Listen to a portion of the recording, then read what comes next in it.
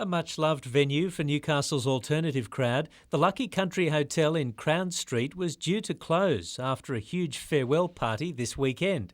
But police stepped in yesterday, serving the manager with a court order to close immediately. Because of extracts from Facebook that we were able to gather, there was real concerns that this could have gotten well out of hand and became a real issue for the city. Back in 1979, a riot broke out at the Star Hotel in Newcastle on its final night of entertaining when police moved in to close it down. Police are worried about a repeat, but Lucky Country manager Sandy Stocks says she's been unfairly targeted. There were a couple of rumours on a Facebook by a couple of teenagers saying, right, that's it. You know, why didn't they prosecute them? Why prosecute me? Meantime, the Clubhouse Hotel at Maitland has been named on a list of the state's 50 roughest pubs.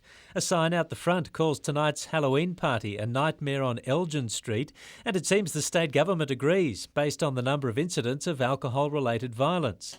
Maitland councillor Arch Humphrey is calling for a midnight lockdown of the city's watering holes. Very disappointing in that we've been working on this for 18 months and we don't seem to have achieved very much at all.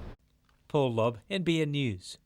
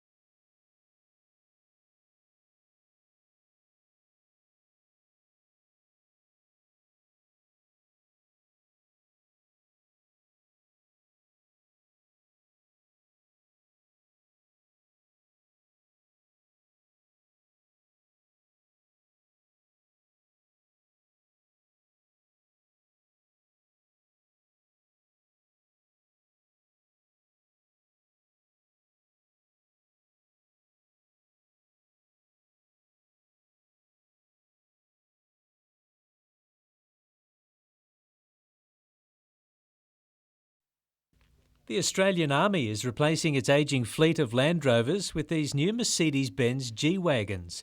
While the vehicles will be built in Austria, a range of modules to attach to the chassis will be designed and constructed at Varley Engineering. They range from an ambulance module, a mobile command control, a surveillance module through to the general carrying of cargo. Defence Procurement Secretary Greg Combet visited Varley to discuss the $55 million deal today. This will involve 1,200 new vehicles, 2-tonne vehicles, 4x4 and 6x6, but all of the modules to be produced here in the Hunter by Varley's. The company plans to hire an extra 75 workers and says the project will keep its 400-strong workforce busy until at least 2014. We have some job security and a long-term contract in what is some very, changing economic times at present. Paul Lobb, NBN News.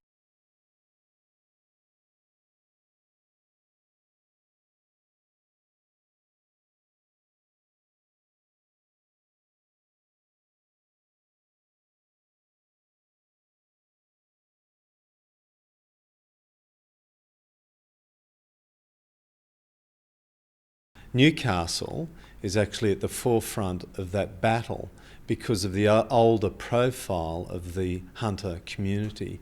In 2021, the general community of New South Wales will have about 16% of people over 65. In the hunter, it's 26%.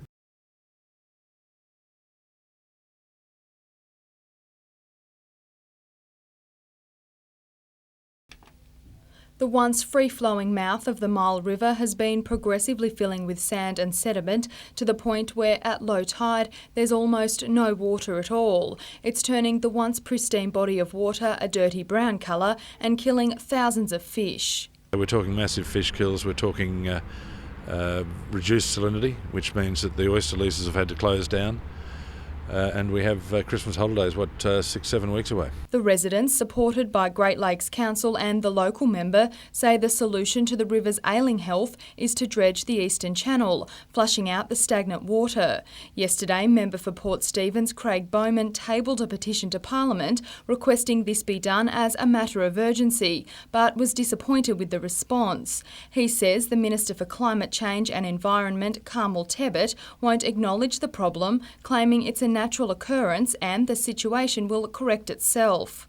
I can understand them saying it's a natural occurrence, but the difference now is that the East Channel, has silted up completely, so it's not as natural as she's being led to believe. In Parliament question time this week, Ms Tebbit said there's a pattern of low salinity and algal blooms in the Mile Lakes river system and the relevant agencies are monitoring the situation. Lauren Bladwell, NBN News.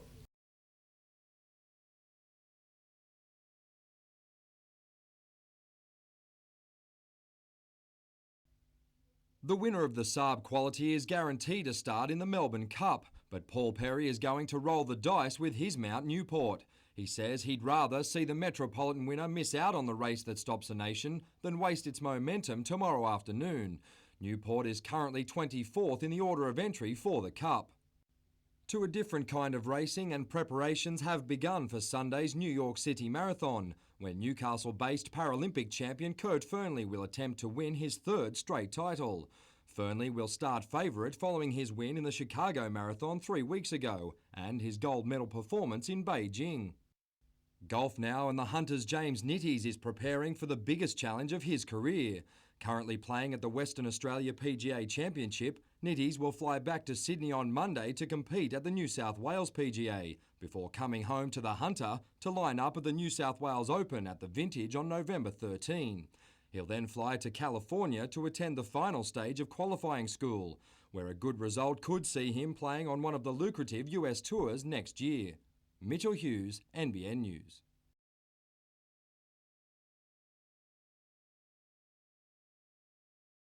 He's had plenty of success following the black line in the Hunter. Now Tom Fraser-Holmes says it's time for a change. The 17-year-old heads to the Institute of Sport in Canberra at the end of November to begin his push towards the top of the podium. Yeah, I'm really eager to get down there. I just want to get in there and get stuck into it and just see how good I can go, basically. He already towers over some of his rivals, but Fraser-Holmes is hoping he has more growing up and filling out to do. I'm trying to get a bit of muscle into me, but not just the length, but I need to tone up a bit.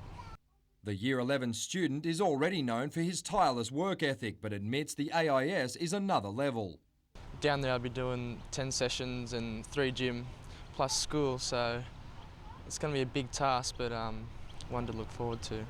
Tom believes his best chance of making the senior Australian team will be in the medley, but he's not giving up on his freestyle events. The Charlestown teenager will be back in his home pool at the Junction during the Christmas break, before returning to the ACT to prepare for an assault on the Junior Pan Pacific Games in late January. Mitchell Hughes, NBN News.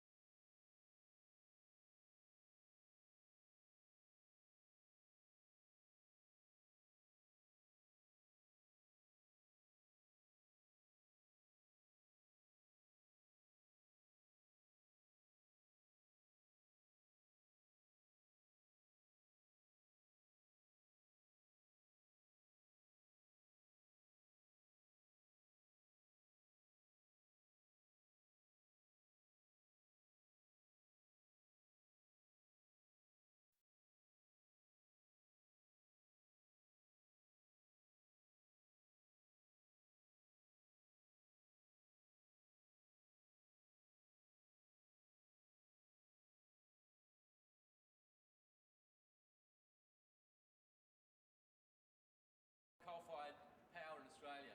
These coal-fired power stations have to be phased out They have to start being phased out by at least 2015. And unless and until our political leaders take the urgent action that is needed, protests like this will become more and more common.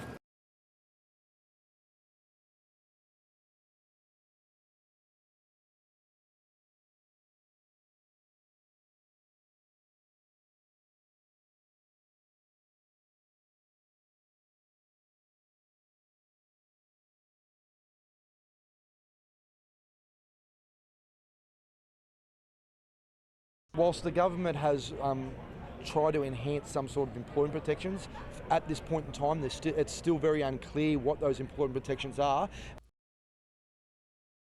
Delegates, there will be further discussions with the unions, but on these fundamentals of our policy, our government and party organisation are in full agreement.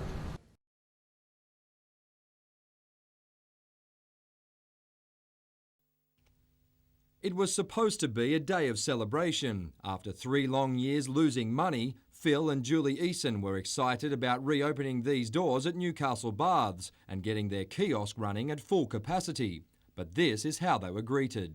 There was no mess, it was just mainly they've broken in the back door and they've taken a lot of stock. Having spent millions of dollars to renovate the baths, Julie says she can't understand why Newcastle City Council isn't doing more to protect it. There was one window that I've repeatedly asked the council to put gauze on for me and they've repeatedly ignored me, and that's the only way they can get in, and that's where they got in last night. Residents are now taking matters into their own hands, starting a petition to try and establish a group which would care for and assist in the upgrade and maintenance of the site. Mrs Eason says security guards or reinstating a caretaker is a start. There was a caretaker living upstairs for years. When they did the renovations, they've damaged the flat to the point it can't be lived in, so there's no one here all night. And they've come in the back way on the ocean side where no one can see them. Too easy.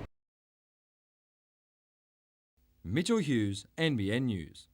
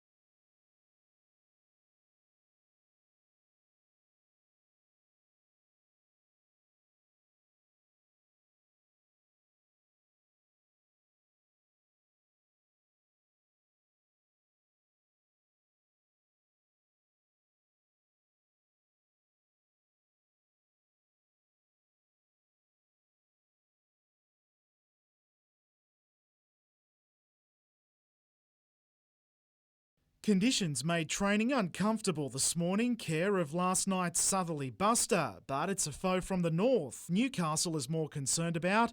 As for Queensland, there's at least one jet on top of its hit list. While much has been spoken of the Jets finishing off, it's in defence against the Roar Newcastle has really tormented.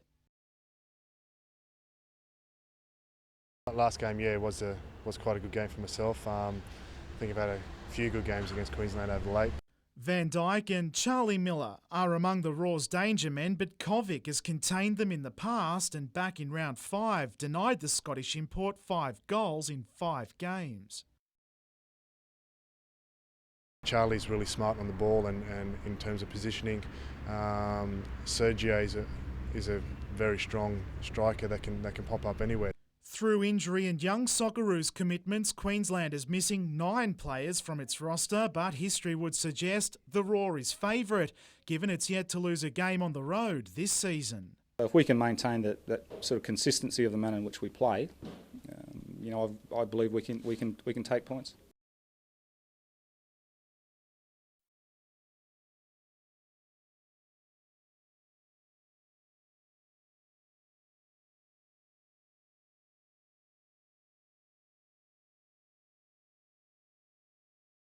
people believe that there's going to be an opening up of the foreshore, but in fact there'll be more buildings.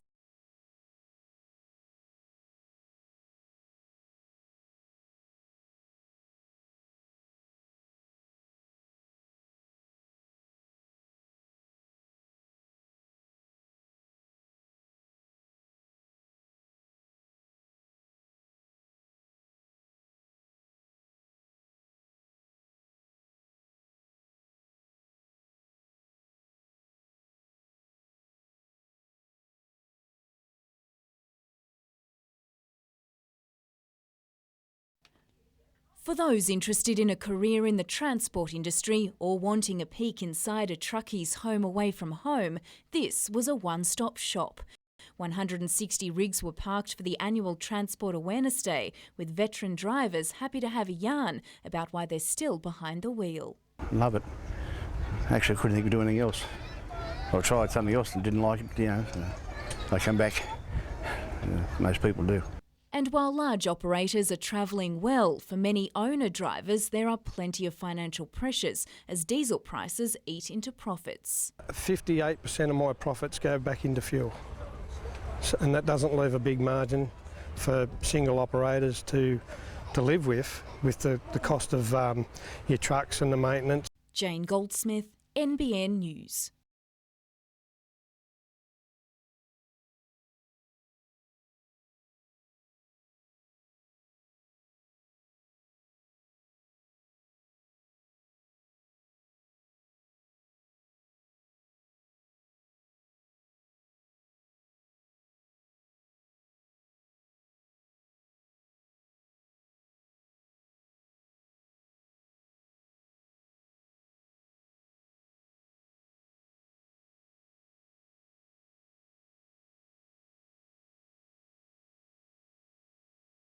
There's plenty of history between these two shooters, most recently involving selection for Beijing. Melbourne's Adam Vella missed out and wanted to appeal. Michael Diamond disagreed, and while both insist there's no bad blood, it did take some getting over.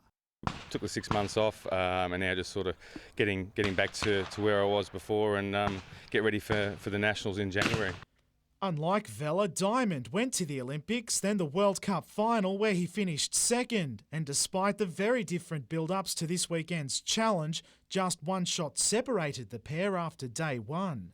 I always welcome that kind of competitiveness, and I think that it's important to have that. Relishing the competition, Diamond nailed all 25 targets in one round this morning to recover the lead. I've had 6 rounds prior to this one, and all of the rounds really, left room for improvement, so I'm very pleased. Vella enjoyed a perfect round 2, but overall it wouldn't be enough. Diamond missing just 18 targets from 200 to justify his place as this country's best. His rival finished second with 176 and likely to chase all the way to London.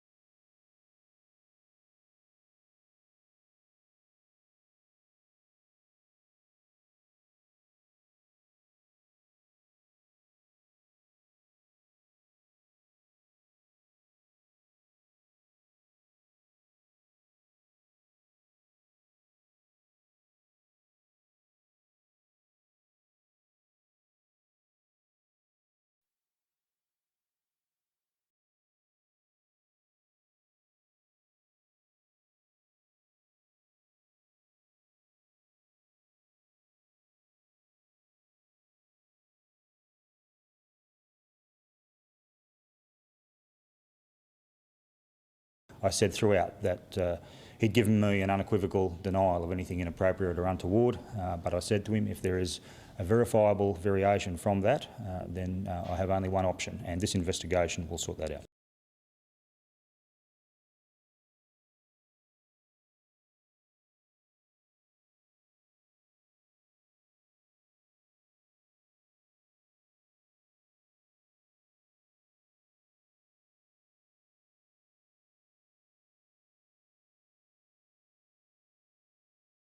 From this Friday, licensed venues in Hamilton will close their doors to new patrons at 1:30 a.m. This is a voluntary condition that the licensees have all agreed to. We've brought the Hamilton lockout forward a further half hour, so it's at 1:30 a.m.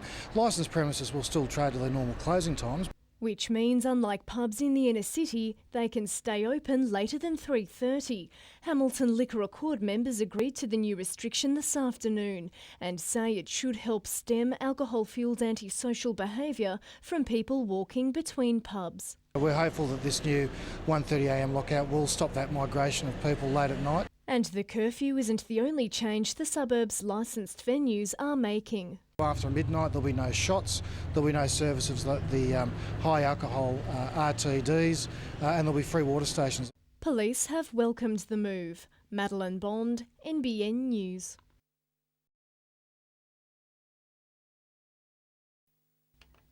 It was a weekly outing, often a Saturday ritual, which everyone looked forward to. Smartly dressed families travelled for several hours to shop in Newcastle's bustling Hunter Street.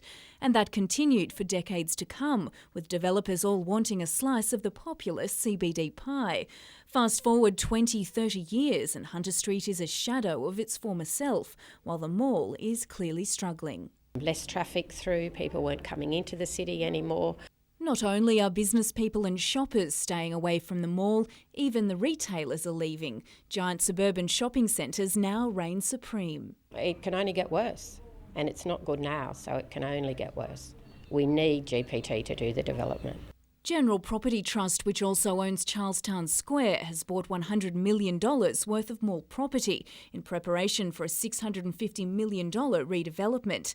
This is their vision, including the reopening of the mall to traffic, the whole development aimed at resurrecting the city centre. It's not the first grand plan for the mall, remember Sarin Proprietary Limited's Spanish Steps. And like that proposal, there's a catch, only this time it's not about parking. GPT has made an ultimatum that Newcastle's rail line must be cut at Wickham to open up the foreshore to the mall. But the rail line has been there since the 1850s and regular train users aren't impressed by GPT's plan. I don't really like the idea because I like to come right into town, at least to Civic or Newcastle. I think it's a bit of blackmail myself, yeah. If they really want to go ahead with the development, they'll do it. It's a debate most thought was dead and buried 2.5 years ago. We've listened to the people and rail service and the rail line will continue into Newcastle. But those who support GPT's development believe it's time to reopen the debate, as back then there wasn't a $650 million project on the table. It's just fantastic. We have someone of that stature willing to put that amount of money into our city. I mean, if we don't do this, I can't personally see it. There's certainly no local developers could ever do it. Tomorrow night, the latest from GPT. Jane Goldsmith, NBN News.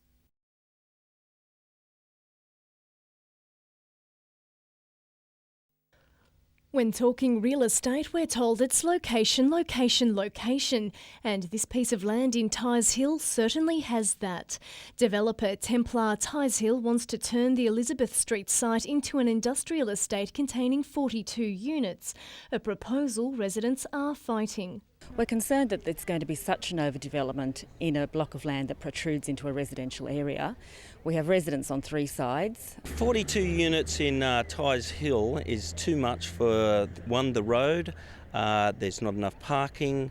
Residents say the proposed units are too high and could reduce their property value. The now vacant land was previously used as a fuel storage depot and is zoned for light industrial use, but the group wants the zoning changed to residential. Being such a prized location, being right on the waterfront, a residential development would be much more appropriate. Newcastle City councillors will decide the development's fate tomorrow night. I can't preempt the council decision, but the recommendation is that it be approved. Madeline Bond, NBN News.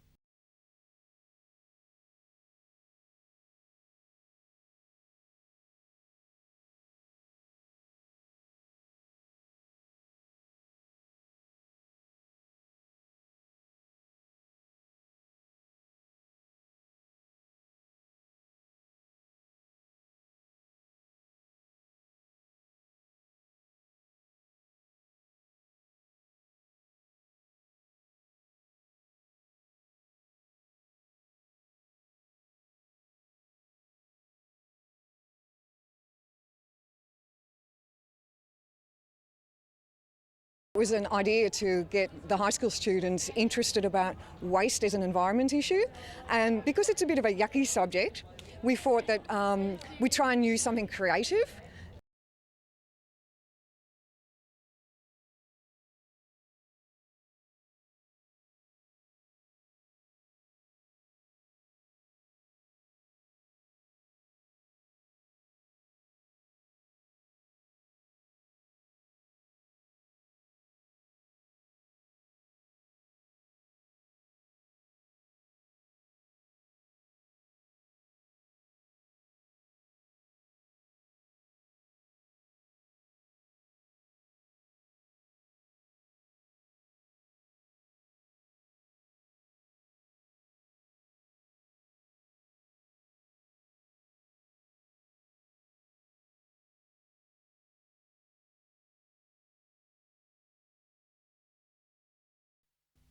The great unknown, but now some of the many mysteries of the underwater landscape are set to be revealed.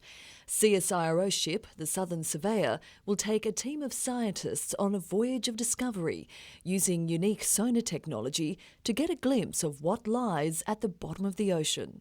The mission's about surveying the seabed to find out if there might be some areas that are prone to underwater landslides off our coast, and in turn if they might have the potential to generate tsunamis.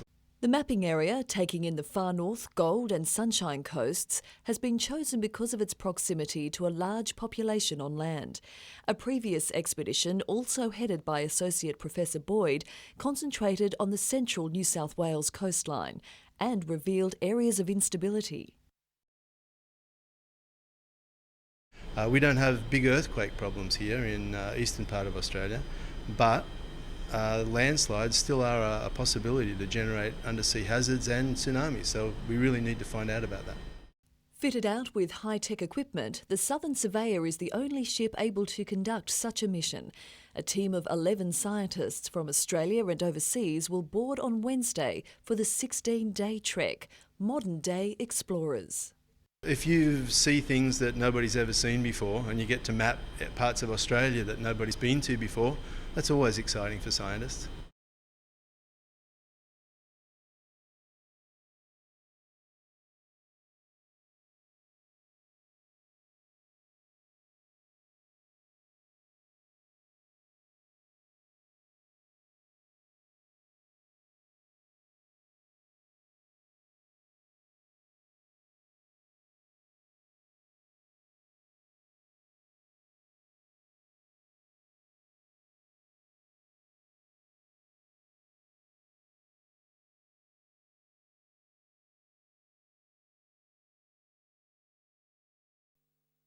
Cameron Ciraldo looked the part, but that's as close as most came to tennis. They were there to welcome new faces to the Knights and let the games begin. I can't wait to take down Benny Roberts. He's my number one idol at the moment and the bloke I'm looking for.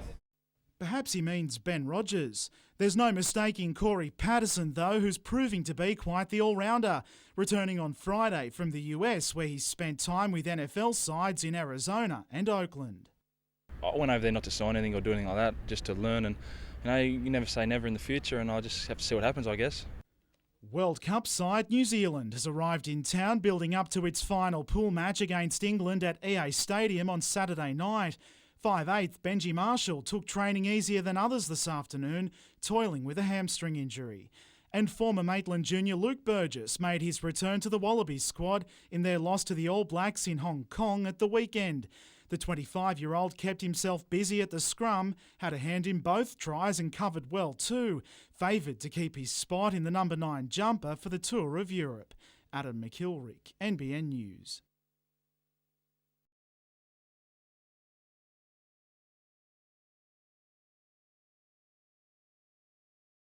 By the time the team assembled for its post-match recovery this morning, Zura was already in Sydney, heading for home. I was a little bit disappointed. I didn't know much about it. Put me through. Great ball on the weekend to score a goal, and he said at that point, finito, finished contract. The much-maligned Marquis knew going into last night's game that it would be his last for Newcastle, with club owner Con Constantine agreeing to release the Ecuadorian from his one-year deal on Friday.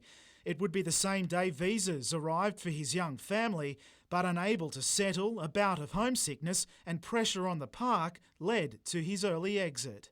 Our goal scoring at the moment is not what it should be, and in discussions with the coach and the chairman, we thought it was the best course of action in consultation with the player.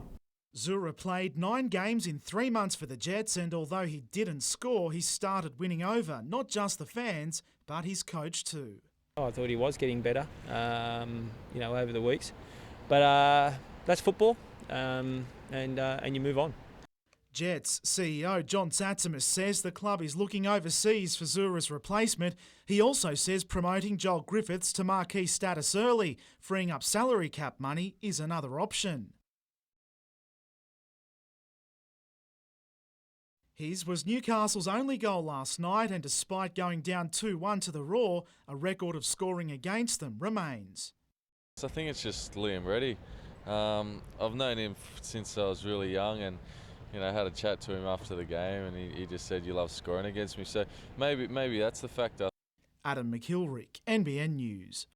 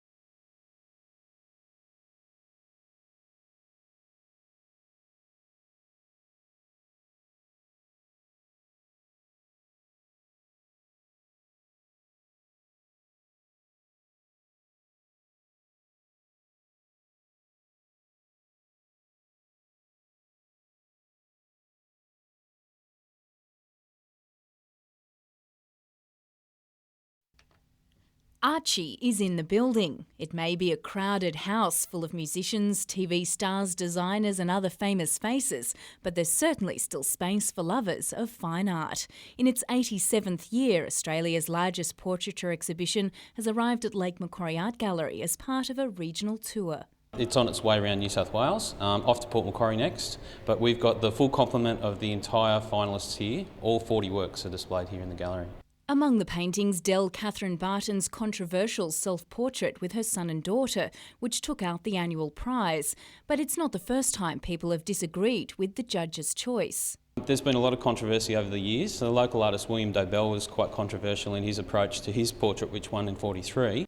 The portrait of Neil Finn by Martin Ball won the Packers Prize, awarded by the workers behind the scenes who receive, unpack and hang all the entries, while Vincent Fantozzo's depiction of Heath Ledger was the people's choice. Edmund Capon, and we've got the quote out on the outside of the gallery, is very famous for saying the Archibald Prize is of the people, by the people and for the people. And, that's what we really think. The Lake Macquarie exhibition will close on the 9th of December before it heads to Port Macquarie and then Lismore. Jane Goldsmith, NBN News.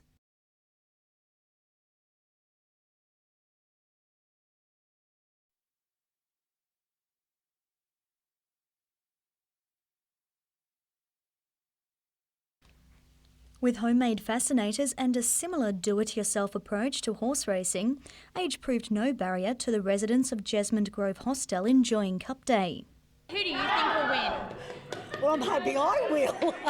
And what horse are you backing? Oh, quick, tell me, which horse am I on? Elsewhere, the high stakes applied to footwear and fashion. But as always, come 3 p.m, all eyes were on Flemington. While the photo finish kept the punters guessing, there were some who were laughing either way. Well, I backed Bauer and my partner backed Bude. So there you go. It's been a great afternoon. Christy Pritchard, NBN News.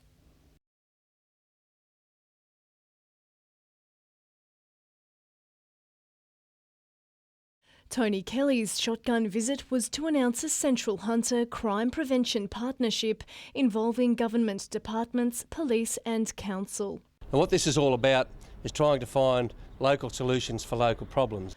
But the focus of his stopover soon turned to the redevelopment of Raymond Terrace Police Station amid speculation the project would be shelved. Now, I understand that the new mayor is not keen on using the old council chamber, and nor really are the police. And so at this stage it's proposed that it will go ahead on the original location. So just a knockdown and a complete rebuild? A complete rebuild and a new police station. But the project's budget remains unclear.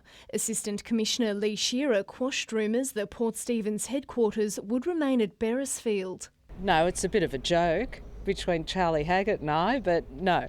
Charlie's in the cells at Beresfield, but no, I'm not planning to leave him there. The Minister also acknowledged efforts by the region's police to implement curfews on pubs and clubs in the Newcastle CBD, Hamilton and areas of Maitland. You can see the results straight away. Already in the very early stages there's been some dramatic reductions in the crime rates. Madeline Bond, NBN News.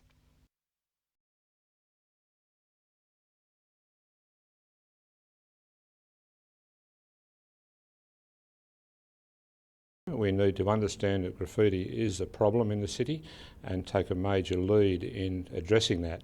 So I'll be putting that to Council tonight. I believe there'll be strong endorsement from councillors.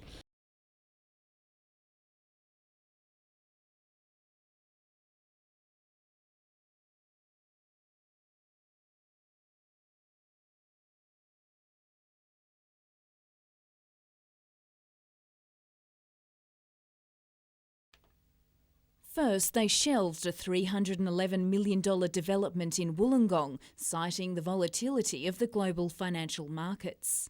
GPT's shopping centre development promised to breathe new life into the CBD, and the business community was genuinely excited. Today, CEO Nick Lyons tried to explain his decision to delay the project until at least 2010. Then Mr Lyons stepped down from his position last month. The company's share price plummeted and it was forced to raise $1.6 billion to reduce debt. It's been a turbulent time for GPT, leading many Novocastrians to question the stability of the CBD's so-called saviour.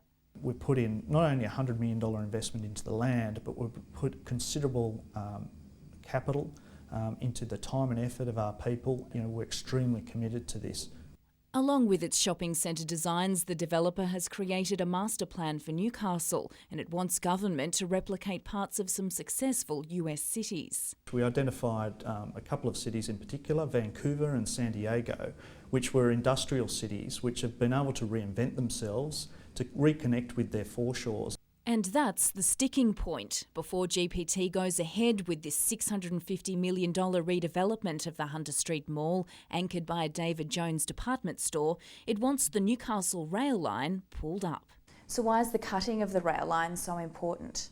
We really think it's critical to the future vibrancy and success of the Newcastle CBD to increase the connectivity through the city, and clearly the railway line at the moment, the level crossings, the very little interaction between the foreshore and the CBD is inhibiting that. And if the rail line isn't terminated, we'd have to seriously review the future of our proposal, because we believe a significant change is needed to the CBD, including the removal of the railway. For a developer to effectively hold a gun to the government's head over this without even considering the community is very disappointing. According to GPT's figures, the cash-strapped state government would need to spend $160 million removing the rail line and building a new Wickham interchange. But the way GPT says the government could recoup that money isn't going down well with rail users. Currently the railway line takes up a lot of land. There's also the potential to sell some sites commercially to raise some revenue to offset those costs. Tomorrow night, GPT's supporters have their say. Jane Goldsmith, NBN News.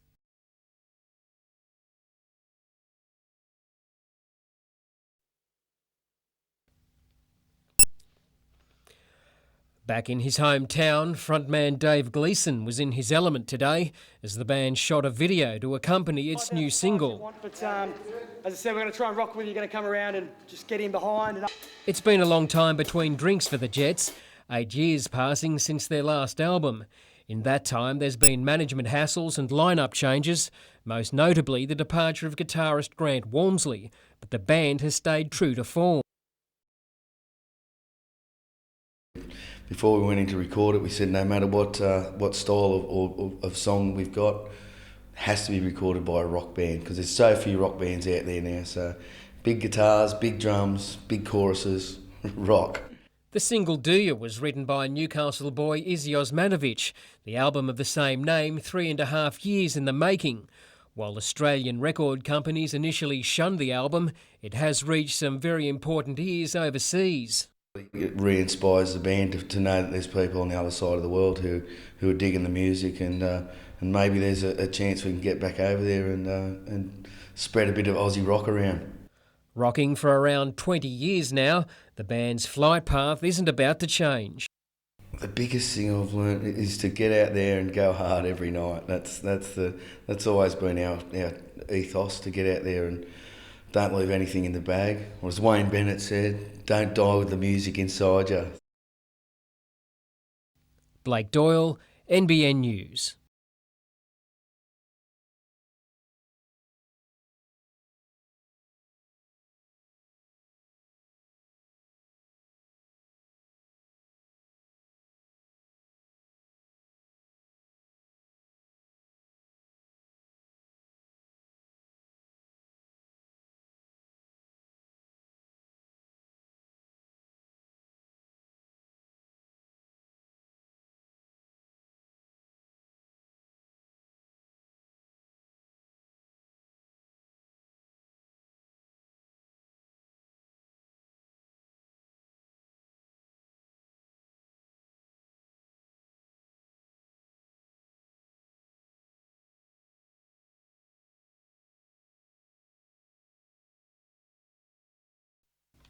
They're calling him the $1 Million Man. After signing a 3-year deal with the incoming Townsville-based club worth a purported 7 figures, Jade North's relieved. It was always in the back of my mind what my future was going to be, and I've decided to go to North Queensland next year, so I'm happy with the decision. And it was a tough decision to make because I love it here in Newcastle, and obviously I'm a Taree boy and this is home for me. At 27, North's in the prime of his career. The Socceroos made no secret of his desire to play overseas, and the fact North Queensland was willing to negotiate on that front was a huge factor in his decision. Townsville are willing to put in a free transfer for me to go. After July, they've got a cap on the next year, which is $400,000. They said that that they'll be the ones that drive me to the airport if something come up. One of only 4 players remaining from the Jets' original squad, the skipper has been a favourite among fans. But it'll be interesting to see how they react to news of him heading north, given their treatment of Sydney-bound Mark Bridge last season. Probably get a couple little bit of stick here and there, but I think when they actually really think about it and why I'm going up there, I think majority of the fans will understand. Coach Gary Van Egmond says he's disappointed to lose one of his senior players, but admits with the kind of money the new franchises are offering, departures are inevitable. The defender will still be eligible to play for the Jets in the group stage of the Asian Champions League early next year. Jessica Phillis, NBN News.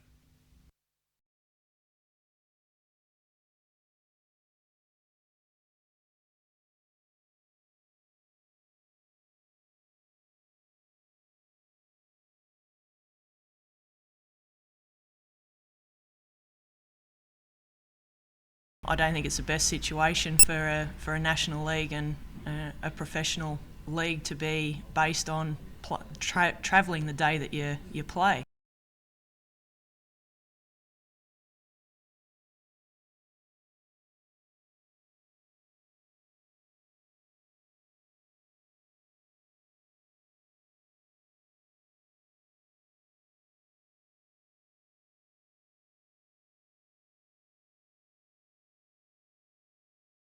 With a chance, can't get to Phantom Thief at the moment. It's Phantom Thief in front with a chance, is lifting late and Crumbs on the outside with a chance, diving at Phantom Thief and with a chance.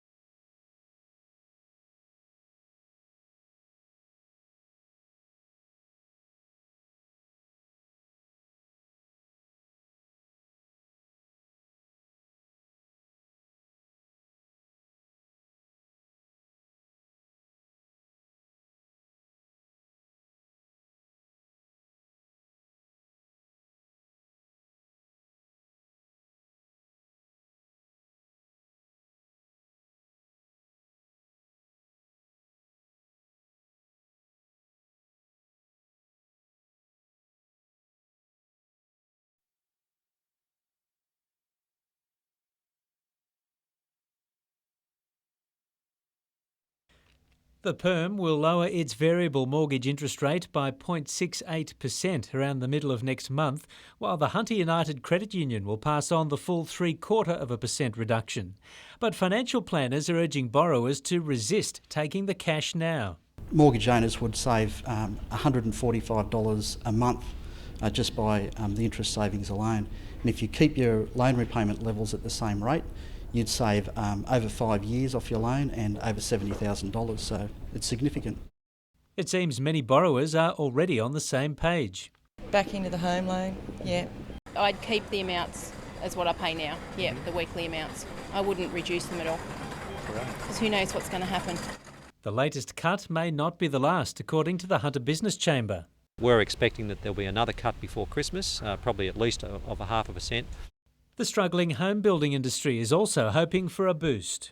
Plus, when you take into account the new first homeowners grant going to $21,000, that's a good incentive for people, and it should instill confidence in people, because that's what's lacking at the moment, confidence. Paul Lobb, NBN News.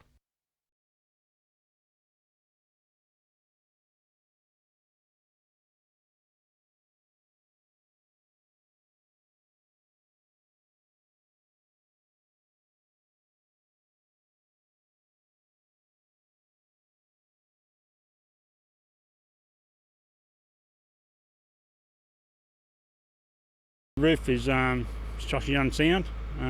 It'll have to be dismantled until I get in there.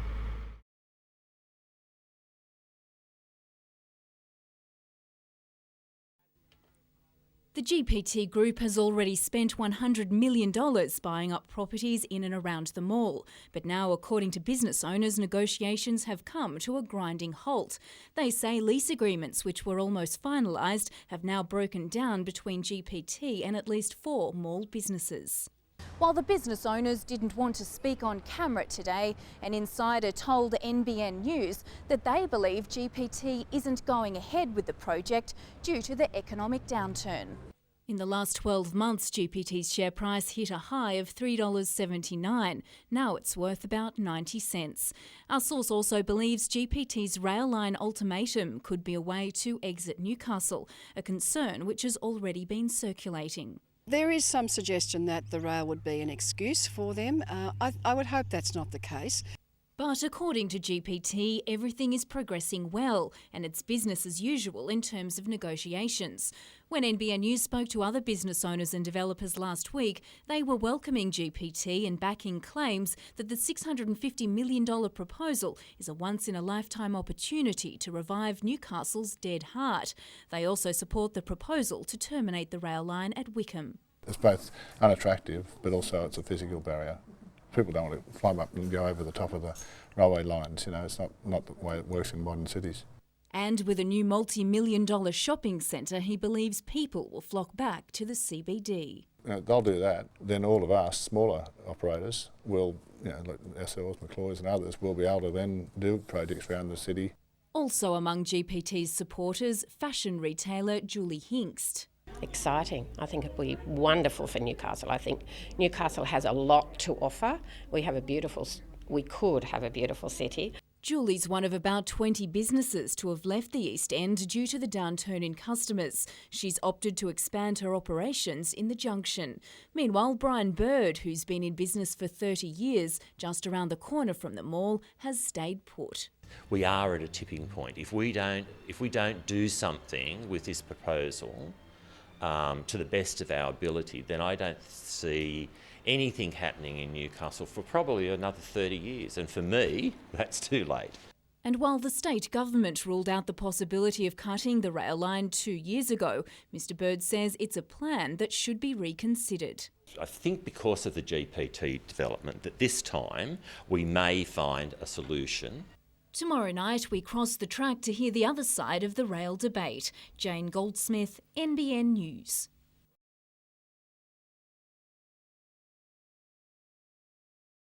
This block of waterfront land in Tighes Hill will remain vacant for the foreseeable future after council rejected a bid by Templar Tighes Hill to build 42 industrial units on the site. Residents had campaigned against the proposal. It's fantastic. It's really, really great. It's a lot of faith in the councillors who voted against the proposal. It was a 6-5 win for us and the community of Tighes Hill. Although their victory may be short-lived. They put in a rescission motion, so it means they'll have to vote on it again. Brad Luke, one of the councillors behind the proposal and one who will push for its approval when the matter is reconsidered. My belief from looking at it is that it's likely that we'd go to the Land Environment Court if it's rejected by council again. And the controversial new multi-purpose centre at Fort Scratchley will soon be open for business, with council approving its use for community events and private functions. One of the things that the elected council put on that last night was to get a full briefing on the operation of that facility and also on the traffic management plan. Madeline Bond, NBN News.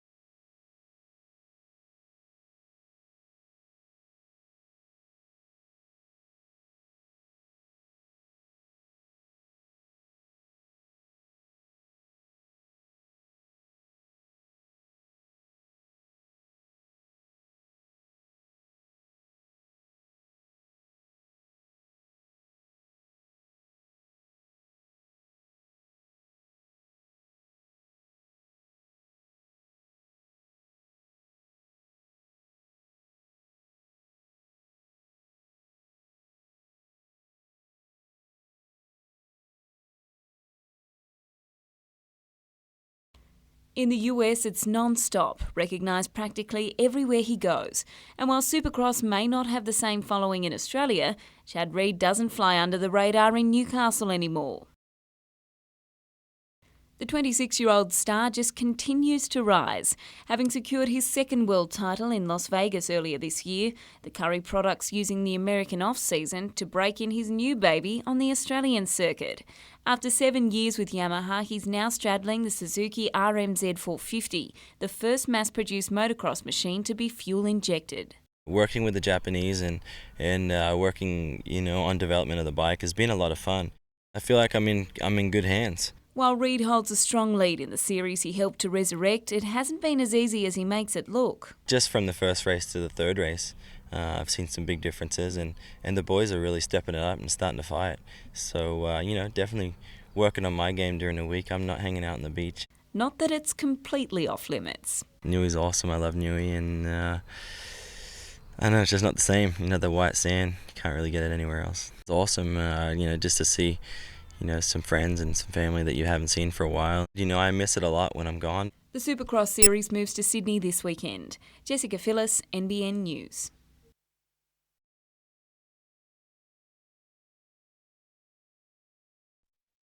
His loss to Felix Sturm for the middleweight world title in Germany in April obviously hit Mr. Business harder than expected.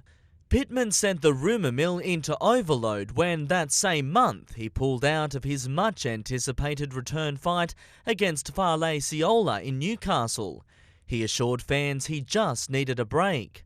Now he's back. After 17 years of not having any kind of a break and wanting something so much as what I did over in Germany, yeah, I guess I did need that time off. While he continued training throughout his hiatus, Pittman will have his work cut out when he squares off against Argentinian Eduardo Rojas at the Central Coast Leagues Club on Friday. He's a big, strong guy and with a lot of experience, and he'll be coming over to fight as he always does. So, but I'm very excited. I'm training harder than ever and feel relaxed. Tyson Cottrell, NBN News.